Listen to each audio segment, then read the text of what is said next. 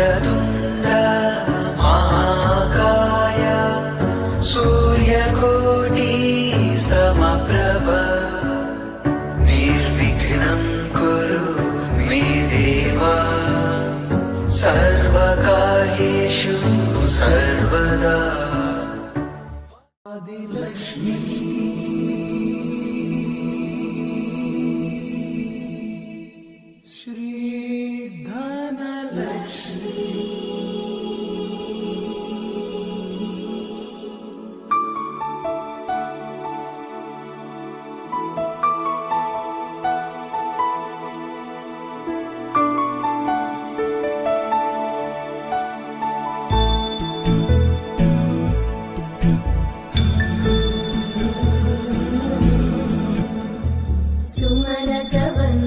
सुन्दरि माधवी चन्द्र सहोदरि हेममयी मुनिगणवन्दित मोक्षप्रदायिनि मञ्जुळवासिनि वेदनुते पङ्कजवासिनि देवसुपूजित सद्गुणवर्षिणि शान्तियुते जय जय हे मधुसूदन कामिनि आदिलक्ष्मि जय पालय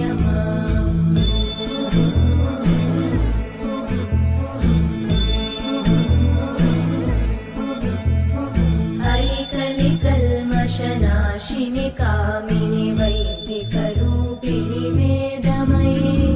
क्षीरसमुद्भव मङ्गलरूपिणि मन्त्रनिवासिनि मन्त्रनुते मङ्गलदायिनि अम्बुजवासिनि देवगणाश्रितपादयुते जय जय हे मधुसूदन कामिनि धान्यलक्ष्मि जय पालय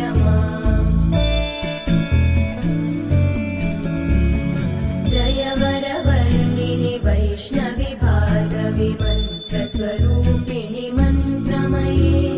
सुरगणपूजित शीघ्रफलप्रद ज्ञानविकासिनि शास्त्रनुते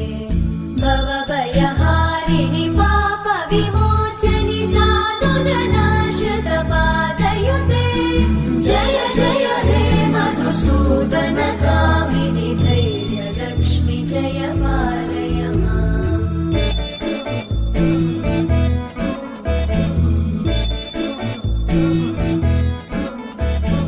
जय जय दुर्गतिनाशिनि कामिनि सर्वफलप्रद शास्त्रमये रथगजतुरगपदादि समानुत परिजनमण्डित लोकनुते हरिहर ब्रह्म सुपूजित सेवित तापनिवारिणि पादयुते जय जय हे मधुसूदन कामिनि श्रीगजलक्ष्मि